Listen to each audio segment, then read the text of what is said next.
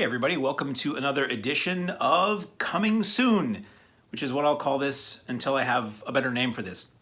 So I just received a package in the mail, literally just went out from the mailbox and found a new package from my close personal friends at MVD, and I love it. They send these to me UPS, and I don't know if you can read this, but they are marked extremely urgent.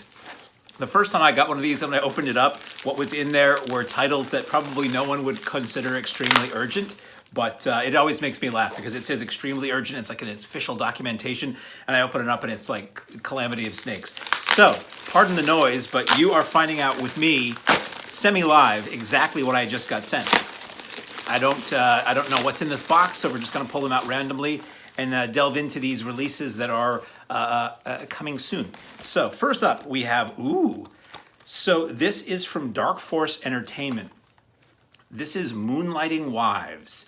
I've never actually bought anything from Dark Force Entertainment, but I've followed them online for a really long time, and they put out like this super deep dish drive-ins type of stuff that I love. I'm a drive-in kind of guy. I help run a drive-in. So we have Moonlighting Wives, beautiful young moonlighting wives rockin' Shaka City with unprintable scandal. This sounds, Moonlighting Wives is not, we repeat, is not for shy or prudish people. So, it's a Joe Sarno film. I know vaguely of Joe Sarno. There was a really good Joe Sarno documentary. I've seen a couple of his movies, but I'm still relatively ignorant to the Joe Sarno world. So let me read to you from the back of the box. From Joe Sarno, the master of brooding eroticism, comes Moonlighting Wives, a torrid true crime drama ripped from the headlines of unassuming suburbia, starring the beautiful Tammy Latour, probably not a real name, and Gretchen Rudolph, guessing that isn't either, along with this exploitation queen June Roberts and future character actor Joe Santos in one of his earliest roles. Dark Force Entertainment presents Moonlighting Wives, restored from its completely uncensored 35mm original negative, featuring 5 minutes of long-lost additional nudity and sex. Excuse me, I get choked up when I talk about nudity and sex. Deemed too scandalous for its original release. So, special features new 2K transfer from the original 35mm camera negative with the aforementioned 5 minutes of not lost nude scenes. Historian audio commentary by Joe Sarno biographer Michael Bowen. On-camera interview, Michael Bowen discusses Joe Sarno's life and a deleted nude scene. This is presented 1:3:3, so that's 4:3 or squarish Academy ratio, as we call it, and it is region ABC. So, as I often say, if you're listening to the sound of my voice anywhere in the world, this will play on your player. So it is an English mono, and this is it 86 or is it 68? Well, it's either 86 or 68 minutes. So I will crack this open. I'll break the seal on this for you and see what we have. So, Dark Force is a company I'm going to start getting titles to review from. I've long wanted to see their stuff, but I just haven't got around to buying it for myself. And a lot of times their stuff is not in print for very long. The Dark Force Entertainment Superstore online is sort of like it's online and it's offline, and it's hard for me to follow. So what we have here is a clear case with a facsimile, I think, of the original poster. And we crack it open, and nothing fancy. You just got a disc in there, but it's very exciting for me. Moonlighting Wives. As always, if you look at the notes under this video here on the YouTube, I will put the Amazon ordering links and the street dates on that. A lot of times Amazon will have, for pre-orders, they'll have like 33% off or something like that, so it's usually a pretty good deal. But all the info is down there that I don't currently have because I don't know when any of this stuff is coming out. I just know that it's not out yet. So up next, we have Daniel Sadek presents Redline. This looks like a fast and or furious car racing drama. I think I've heard of this. Fear Nothing, Risk Everything with Tim Matheson and Eddie Griffin are the two names I've heard of in this.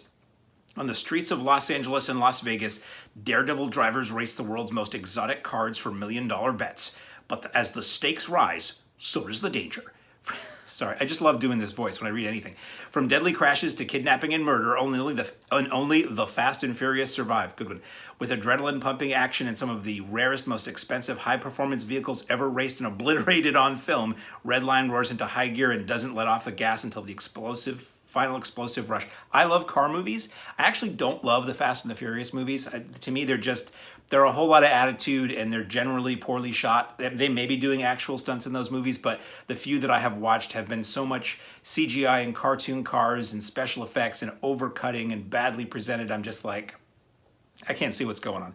And they're pretty ridiculous. I do respect, though, that the Fast and the Furious movies have evolved over time and gotten progressively ridiculous, but we're not talking about Fast and the Furious movies. So this is an MVD marquee collection. So this is from MVD, who gives me a lot of stuff.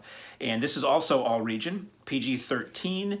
It is, what year is this from? 2007. So wow, if you do the math, 2007 was not a short time ago.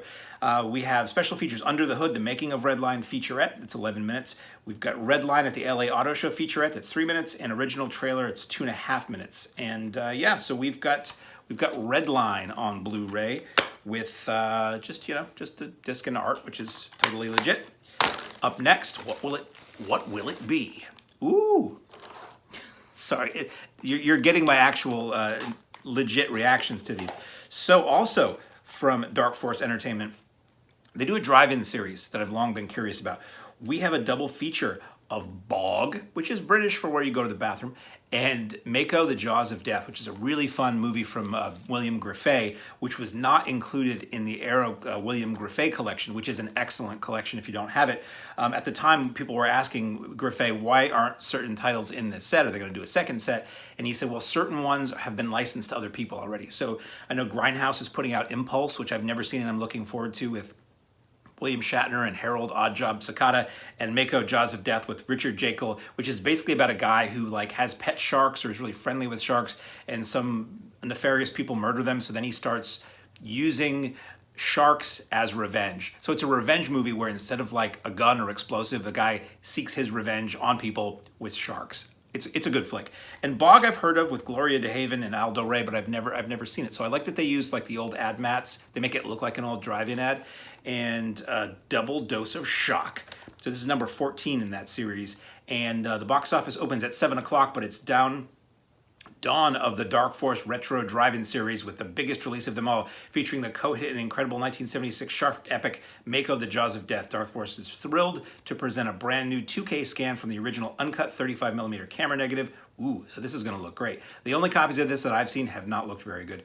And our main feature is the long-lost 1979 drive-in monster classic Bog, for the first time in high def and guaranteed to please those B-movie lovers. The show starts at dusk, so grab an ice-cold refreshment and some popcorn and enjoy. I love this stuff.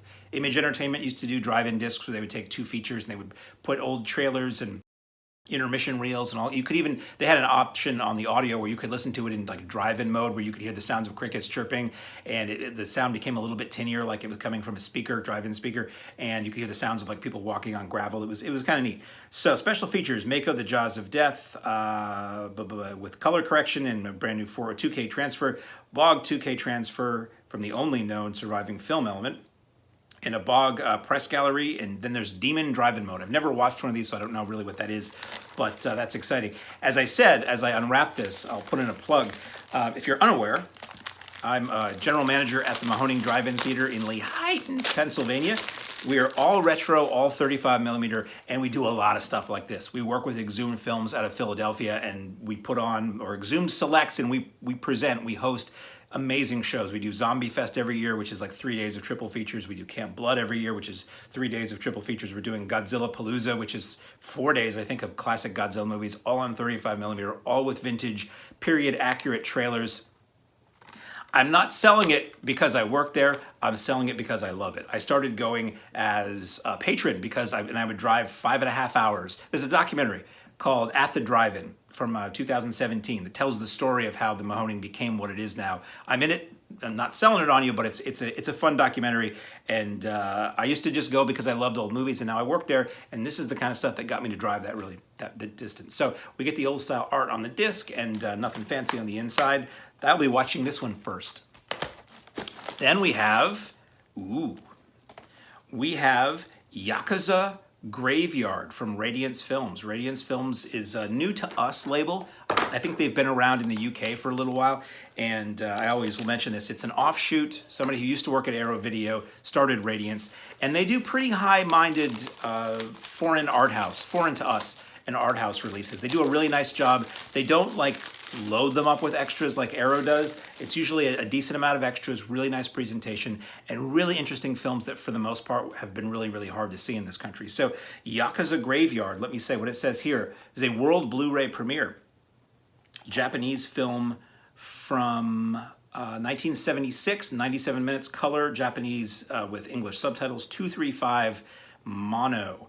High definition digital transfer, original uncompressed PCM mono audio, appreciation by filmmaker Kazuya Shirashi, Rage and the Passion, a new visual essay by Tom Mess, who's great, on Miko Kaji. Ooh, Miko Kaji's in this? I know nothing about this. and Kinji Fukusawa's, sorry, his collaborations. Gonna always mangle any foreign name here, unfortunately. Original trailer, gallery of promotional imagery, newly translated English subtitles, thank you.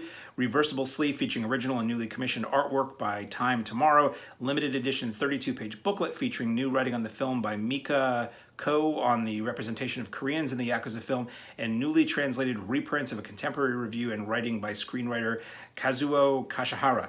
So this is, once again, Yakuza Graveyard, if you can see that. And what is this film about? It's about 97 minutes. It's when he falls for the beautiful wife of the jailed boss of the Nishida gang, Detective Kuriawa. I apologize in advance. Tetsuya Watari, Graveyard of Honor, finds himself on the wrong side of a Yakuza war when his superiors favored Nishida's rivals, the Yamashiro gang. Co-starring iconic Miko Kaji from Lady Snowblood and featuring Nagisa Oshima as the chief of police, Yakuza Graveyard sees director Kinji Fukasaku battles without honor and humanity at the peak of his powers. So yeah, limited edition of 3,000 copies. They do really nice editions if you're into these movies. So you've got, that's what it looks like when you open it. And if you take out the disc, you get the original poster, which I greatly appreciate. And then we have a not thin booklet here with writing on the film and a lot of pictures. Wow. I'll give you the flip. I'll flip you for it. So yeah, this is a really nice edition. I come and go with the Japanese Yakuza movies. Sometimes they all kind of feel relatively similar. But if they're from this era of the 60s and 70s, they have a lot of the trappings of that era that I like, the funky music and the cool cinematography and all that. So, and then we have one more here, very interesting as well. This, it's the reading view from the original copy here. Handmade Babies. Was it the hand of God or the hand of the devil? Kate O'Mara, Paul Freeman, and Edward Judd in Whose Child Am I? This, at least they knew the butler didn't do it. He was the first body they found. Anna Moffo, Peter Baldwin, and Eveline Stewart in Weekend Murders. I think, yes, this is another Dark Force disc. Another Dark Force drive-in double feature. Much respect for companies like Dark Force who release things that are just really obscure. Like, you wonder, I know Code Red, Dark Force and Code Red were interconnected to a degree, and Code Red would often, Will Olson or Walt Olson, can never remember which. Mr. Olson, who was the person who ran Code Red, would often complain that people weren't buying and his titles weren't selling, and I was always like, well, even, serious cult movie fans haven't heard of a lot of these titles, but a lot of us greatly appreciate the fact that he put this stuff out because the titles nobody else would touch. So yes, this is another one of the drive-in discs from Dark Force, and they even have, I don't know if you can see it there, they even have an original logo from some drive-in somewhere in the U.S. I greatly appreciate that. This is number 18. Welcome to Dark Force Retro Drive-In Movie Series. Tonight we have 2 horror films rated R. The box office opens at 7 o'clock and the show starts at dusk with the newly improved and remastered Weekend Murders. A family goes to a British estate to hear the reading of a will and then get murdered one by one. Sounds like fun. This is followed by our main feature, Whose Child Am I from 1976. This long-lost drive-in exploitation flick asks the question of Handmade Babies, was it the hand of God or the hand of the devil? Don't forget to visit our snack bar, enjoy some refreshments, enjoy the show. So the special features are a new HD master from the original US CRI with extensive restoration and color correction in scope for Weekend Murders. Whose Child Am I is a brand new 2K master from the only known 35mm drive-in print with color correction, which probably means it's just got some specs and dings in it. Specs and dings in it. And Dark Force drive-in mode featuring 4 drive-in trailers. This is 235 and 185. Once again, it is all region. And Weekend Murders is 98 minutes. Whose Child Am I? 91 minutes. They knew the right length of movies back then. Didn't have to be 2.5 hours for everything. 90 minutes, you're in, you're out, you're good. And it is in English mono. So inside, again, nothing too fancy. But this looks fun. I love seeing new to me movies that came out in the drive-in era. In the era, you know, I'm born in the early-ish 70s, and I have an affinity for that period of time, trying to, you know, see everything I couldn't see as an adult when I was a tiny little kid. So anytime there's like new movies from that era, I always get excited. So that's all I have this week, and or until another package shows up, and I'll do one of these again. As always, look down below in the notes for the Amazon buying links and links. Those same links will get you to the full specs of these if I didn't cover them. And in there, I will have the release dates, the street dates. Probably they're all up for pre-order now. So until next time, I am Mark, and I will see you right here.